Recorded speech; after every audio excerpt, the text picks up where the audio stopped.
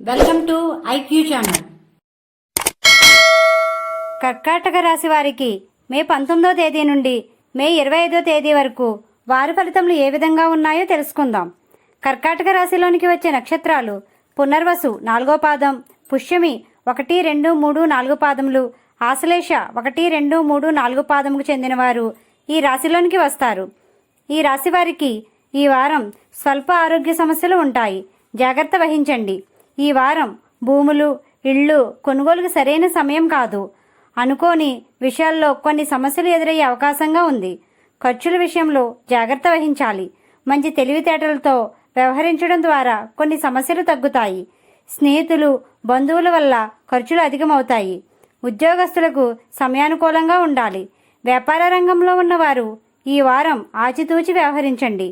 మీరు వ్యాపారాభివృద్ధికి ఈ వారం బాగా శ్రమించాలి. భాగస్వామ్య వ్యాపారస్తులు జాగ్రత్త వహించాలి. విద్యార్థులు శ్రద్ధతో కూడిన నిర్ణయాలు తీసుకోండి.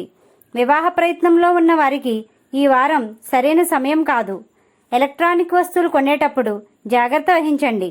వాహనాల మీద వెళ్లేవారు జాగ్రత్త వహించండి. ఈ రాశివారు విష్ణువుని, లక్ష్మీ గణపతిని పూజించండి. గోమాతకు ఆహారం పెట్టండి. ఈ విధంగా చేసినట్లయితే ప్రశాంతత పొందుతారు. మా వీడియో కానీ మీకు నచ్చినట్టయితే లైక్ చేయండి, షేర్ చేయండి, కామెంట్ చేయండి. ఇలాంటి మరెన్నో వీడియోస్ కోసం మా ఛానల్ను ఇప్పుడే సబ్స్క్రైబ్ చేయండి.